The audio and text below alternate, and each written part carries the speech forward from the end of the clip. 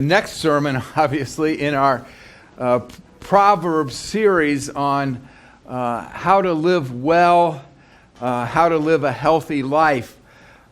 So far, we've covered listen to your heart's desire, get rid of the negative, think of how the present impacts the future, do something, and persevere like the ant. This week is hate well and upset the right people. I don't know, maybe I didn't think that would get a laugh. Maybe you already know this and we can cut this short. Hate well and upset the right people. Generally, we don't raise our children in terms of hate well, upset people. It's kind of counterintuitive. We raise our children not to hate, and we raise them not to upset people.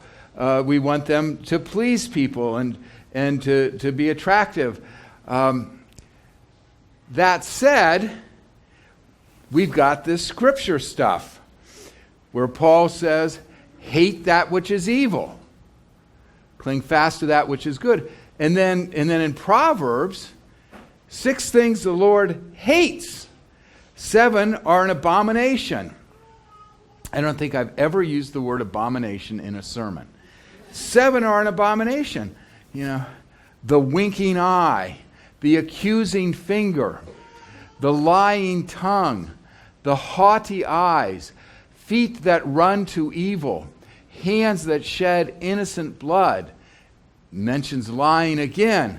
And those who sow discord in the family. Now, in fairness to God, the things that God hates, it doesn't say God hates people. It's God hates the lying tongue, the haughty eye, the hands that shed blood, the feet that run to evil. These are actions of people. It's not people. It's the actions of people that God hates. And these are things that basically all ruin relationships. You know, it's lying that ruins relationships. It's that haughty eye, that arrogance. It's that accusation. It's the crooked speech. It's the shuffling of feet. You know, we talked about what that was in Sermon Starters. We think it's kind of manipulation of people, playing both sides. What God hates is that which belittles people, demeans people, destroys relationships. There are things that we should hate, that we shouldn't be soft on. I would argue that we should hate torture. We should hate child abuse. We should hate pornography and child pornography. There are things that we really can't waffle on, that they should be hated. And hate kind of reveals our values as much as our loves reveal our values. You know, and we're not talking about hatred of peas and Brussels sprouts, which should be hated, but you know, we're talking about much more serious things. And I'm tempted to go through all the isms that belittle people and demean them and treat them as objects. But how Proverbs puts it is so personal that I think we should pay attention to how Proverbs puts it. The crooked speech that misleads people, the lying, the haughtiness, the gossip. You know, these are things regardless of one's political or religious ideologies that are destructive to human relationships. Hatred can be like our immune system. You know, our immune system fights that which invades our body in order to preserve our health. And hatred can fight that which preserves our body, our relationships, and preserves their health and preserves their life. What we hate is important and reveals who we are. How we hate is also very important and reveals who we are. And Paul talks in Romans about how we are to hate. Hate that which is evil and cling fast to what is good. In another place, it said, hate that which is evil and love that which is good. It's two things. If we hate the evil without loving the good, we just become damn good haters. But if we love the good without hating the evil, we just become sentimental and somewhat ineffective. Hating the evil and loving the good sets up boundaries. And Paul says, as we hate the evil, don't become evil. Pray for those who persecute. Bless those who curse. Do not repay evil for evil. Do not seek vengeance. But as to your enemies, feed them and clothe them and care for them. Hatred is an immune system, but when hatred gets out of control, it becomes autoimmune system that attacks not only what is evil, but attacks the good. It attacks everything in the body and destroys the body. And hatred can become like that. Okay, we've all had the experience of driving cars where we accidentally cut off somebody, and it's always an accident when I'm driving, you know, where you kind of drift over in that other lane and you don't see that car, and they blow the horn at you, and they just lay on the horn, and they glare at you as they go by, and they give you, telling you you're number one. And, you know, and it's like they've got this hatred in their life, and they're just looking for the opportunity to dump it on somebody. You know, it's like their life has been consumed by hatred. And this autoimmune system has just taken over their life and is just eating them up. Paul talks about the kind of hatred that is focused, that seeks to preserve and make whole. It's focused on the lying tongue. It's focused on the haughtiness.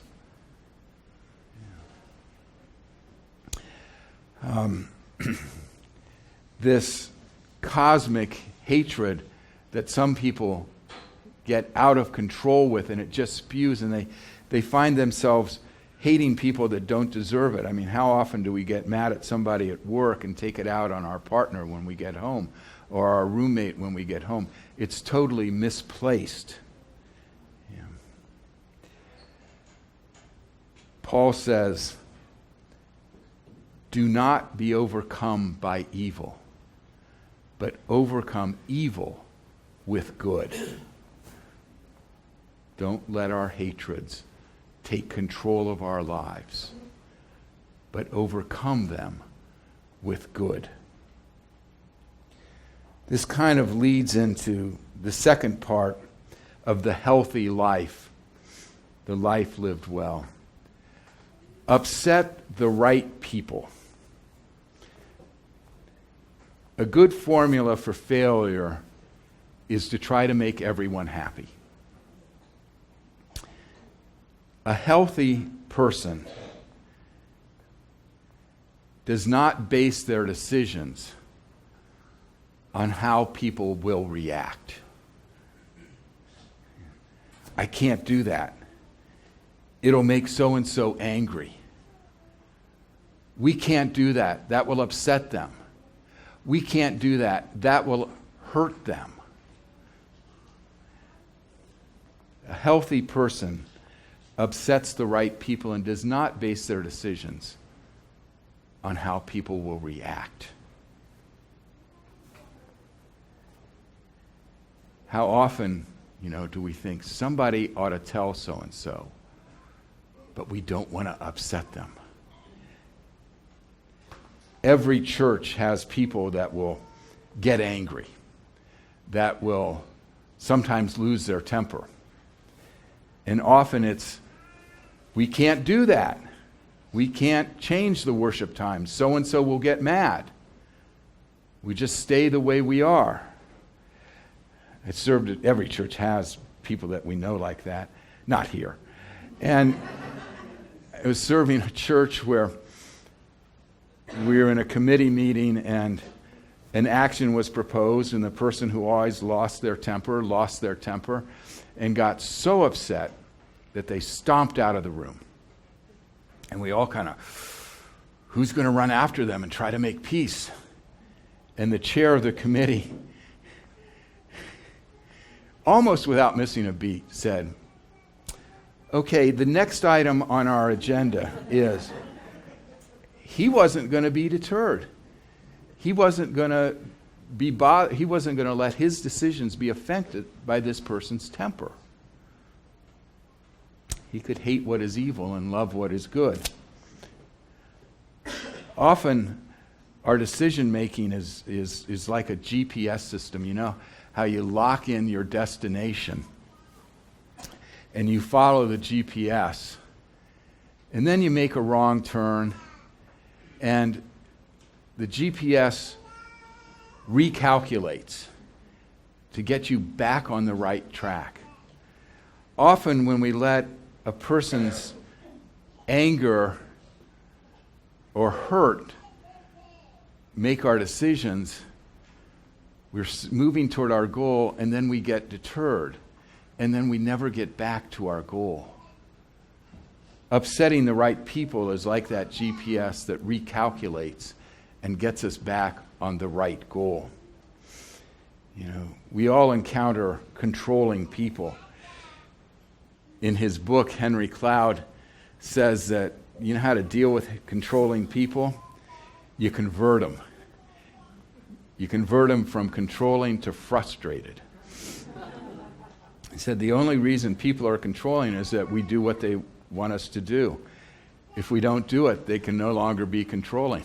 They can't control us. I thought, wow, what a simple solution that is. Yeah. People who upset the right people know the difference between hurting someone and harming someone. People will be hurt when they don't get their way, but they're not harmed.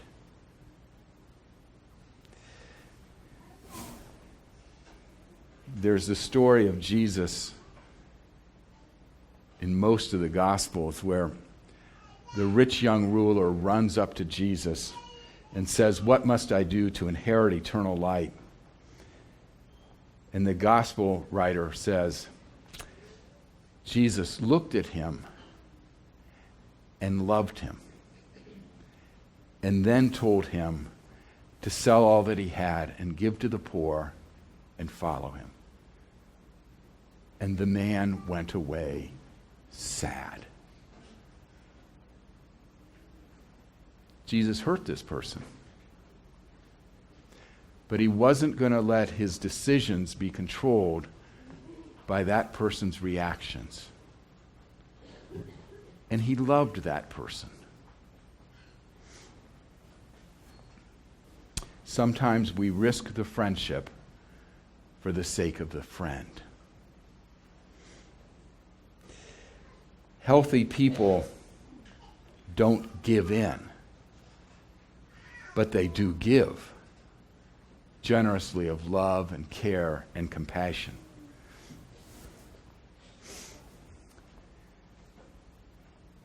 This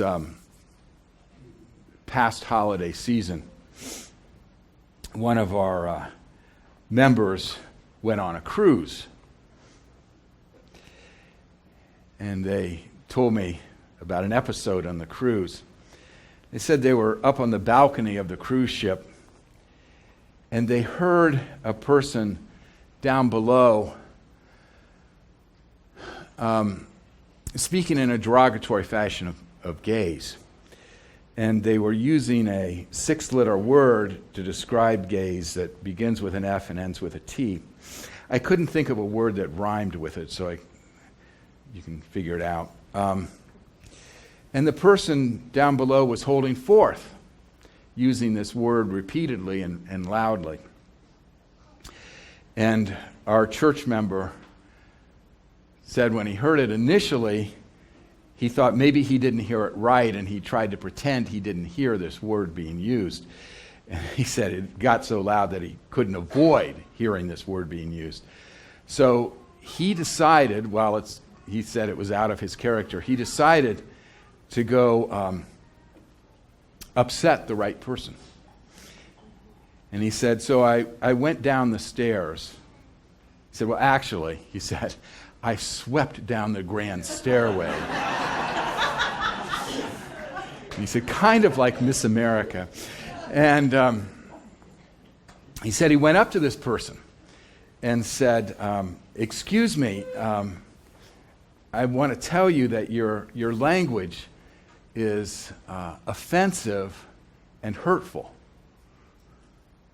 And the guy looked at him and said, why, are you one of them? Are you up?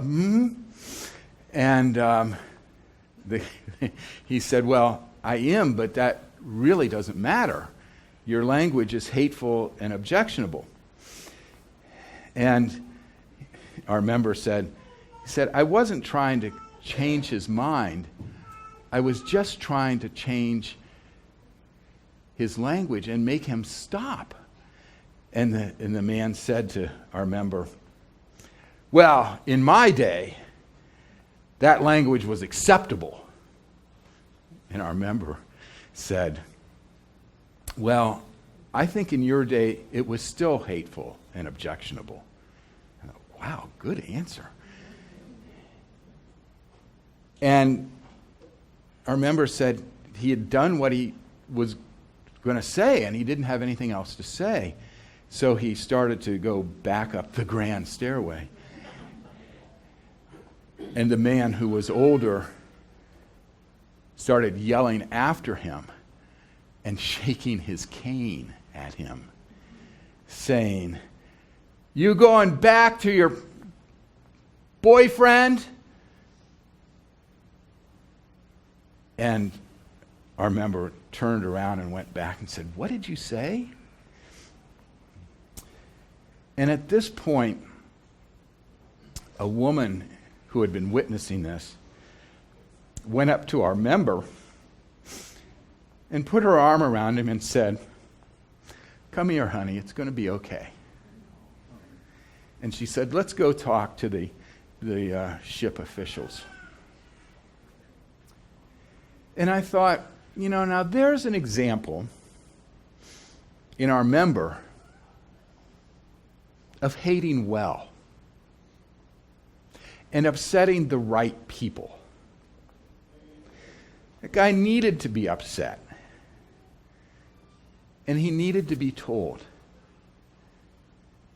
And I always wish I would have that courage in those instances. But I also think of the woman who put her arm around our member and said, honey, come here. She too hated well. And she didn't let evil overcome her. But she overcame evil with good. The healthy person hates well because they want to preserve goodness and life. And they upset the right people because they don't want to be deterred from what brings health and life. May it be so. Amen.